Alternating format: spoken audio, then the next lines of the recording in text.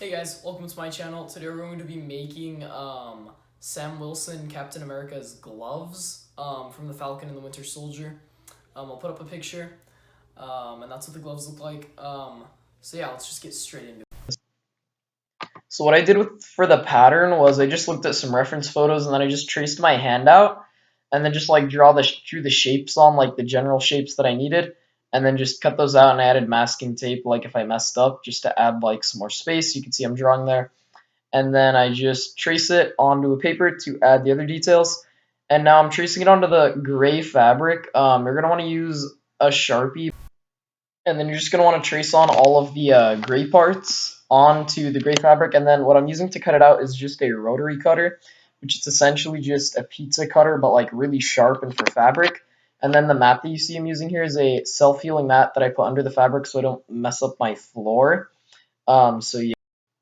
And then as you can see here, I'm just tracing on the templates onto the fabric and just cutting out the rest of them. And do listen to music or watch a movie, YouTube, a TV show, or something while you're doing this because it does take a long time. Now I'm tracing onto the red fabric, and what I'm using is just like some red nylon. I got it at Walmart, and it's a thin enough fabric that I'm actually tracing on with a pencil, and then cutting it out with that rotary cutter again.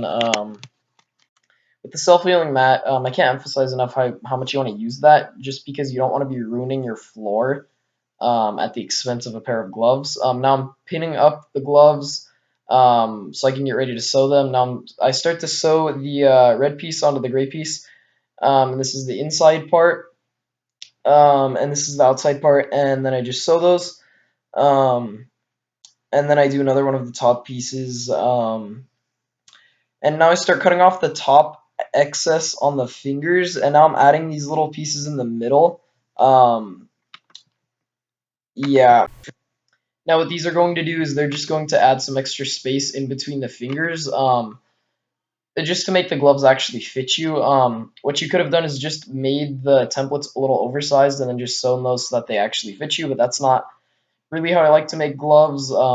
Granted, I don't even like to make gloves, but anyways, I top stitch some of the pieces just because I think that they might come apart, so I end up top stitching those. What top stitching is you go on a seam and you just stitch on top of it. And now I sewed the side of the glove, and yeah, now I just start going to sew on the next glove.